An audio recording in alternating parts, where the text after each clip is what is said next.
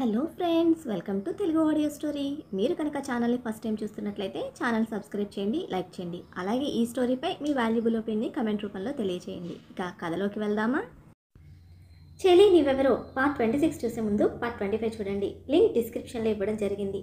Night డ్రెస్లో ఉన్న Chaitra నడుముని massage చేస్తూ అరచేతితో గట్టిగా ప్రెస్ చేయడంతో అప్పుడు సెన్సెస్లోకి వచ్చింది చైత్ర పాప.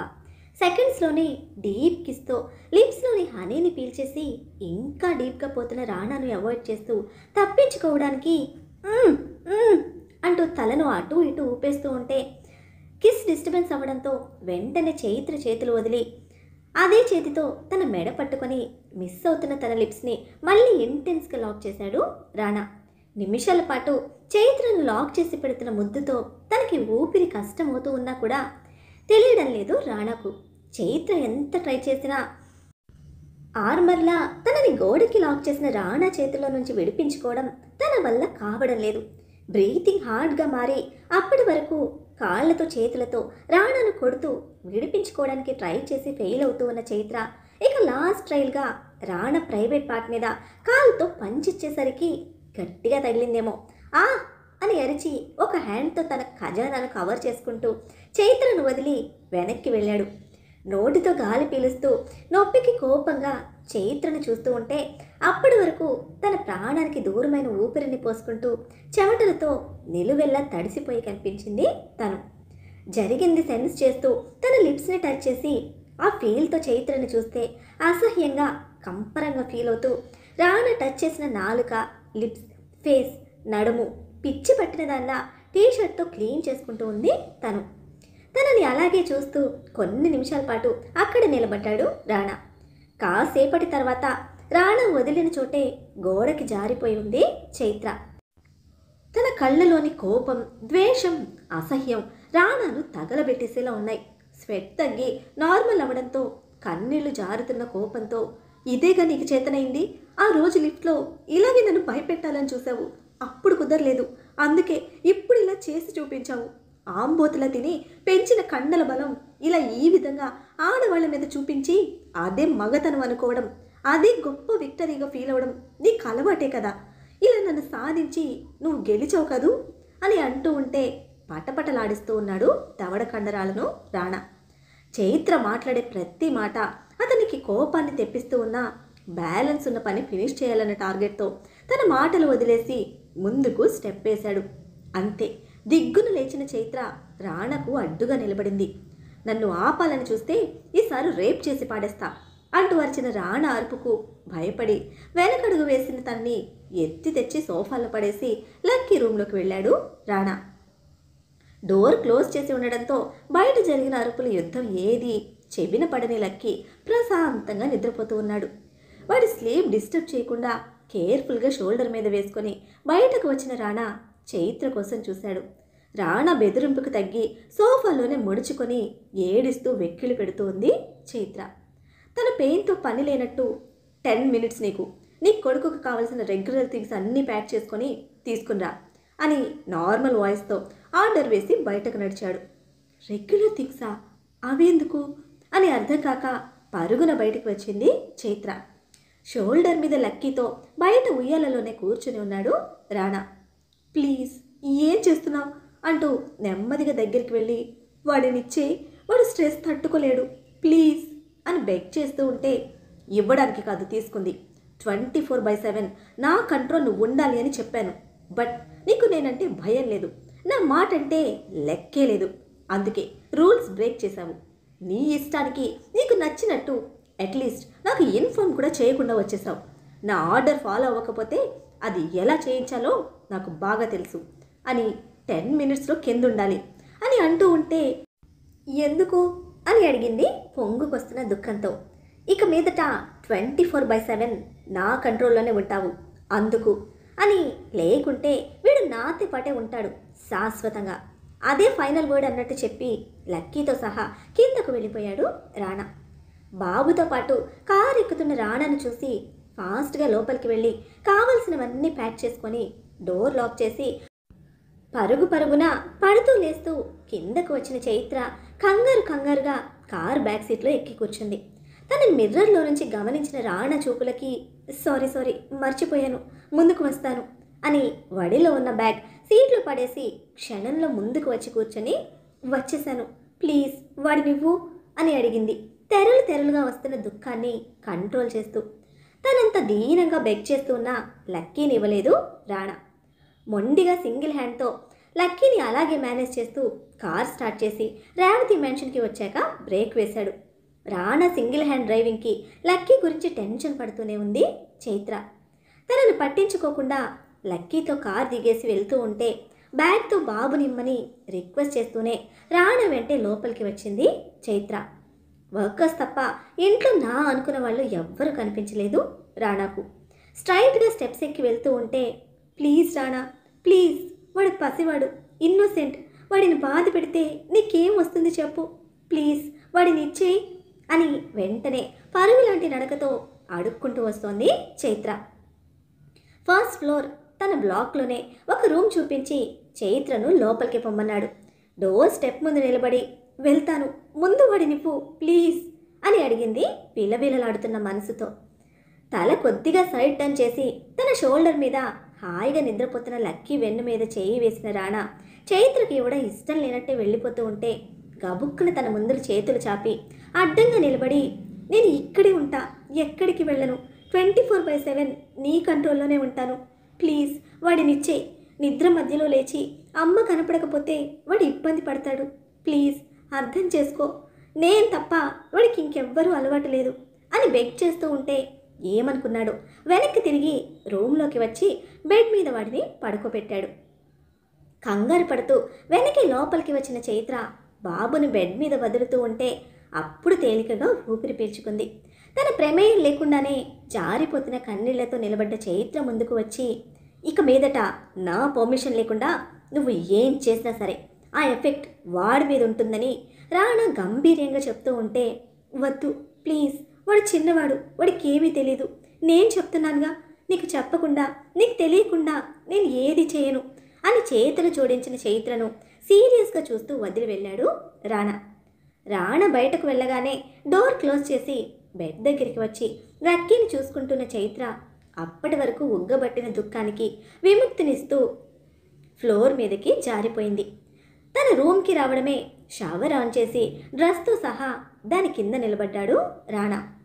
బ్రెయిన్ హార్ట్ మొత్తం తెలియని ఏదో ఒక హెవీ ఫీల్, అదేంటో కూడా అర్థం కావడం లేదు తనకి.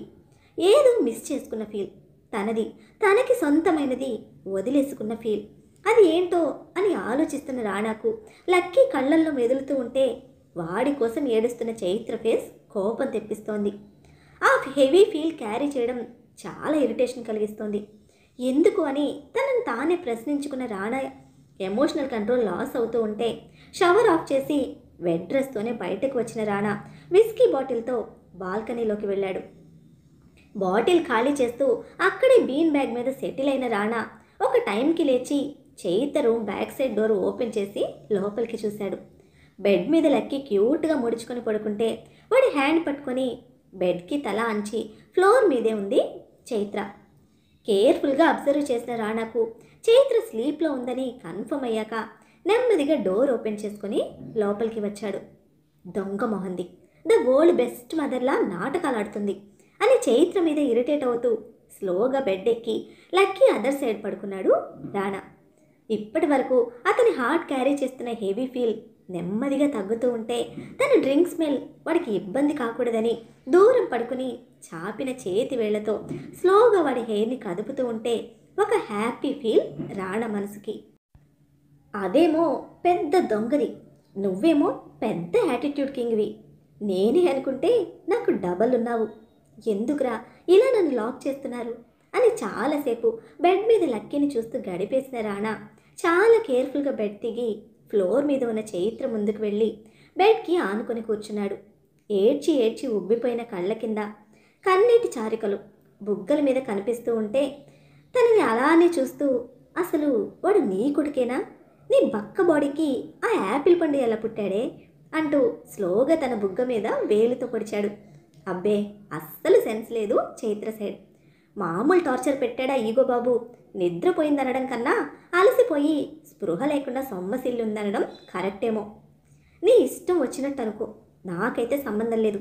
నన్ను డిస్టర్బ్ చేసి నా ఈగోని టచ్ చేసిన నేను అంత తేలిగ్గా వదలను అని అక్కడే బెడ్కి వాలి చైత్రను చూస్తూ ఎప్పటికో కళ్ళు మూసుకున్నాడు.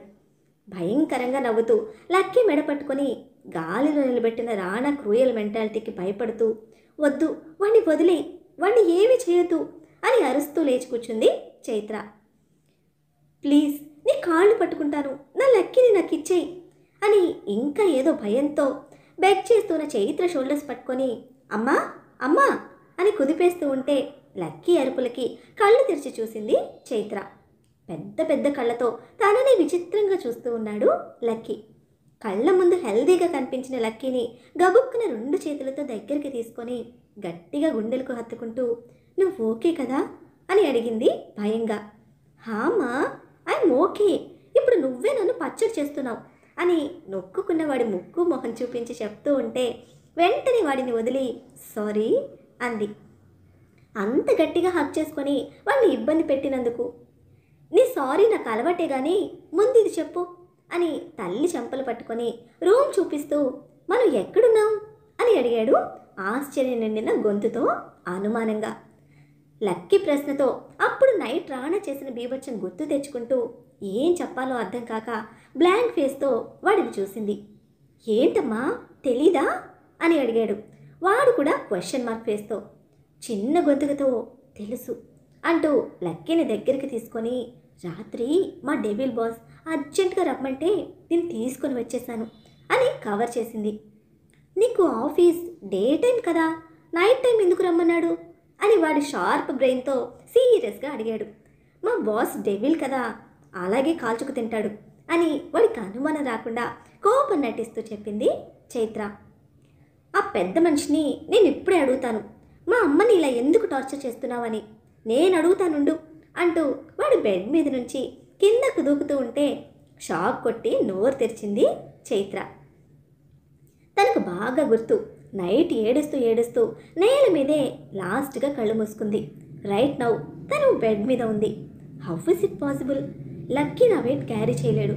నైట్ కిందున్న నేను నాకు తెలియకుండా బెడ్ మీదకి ఎలా వచ్చాను అని తలగొక్కుంటూ ముందుకు వంగి డోర్ని చూస్తూ ఉంటే, అమ్మా డోర్ రావడం లేదు, వచ్చి ఓపెన్ చేయి అని అరుస్తూ పిలిచాడు లక్కీ.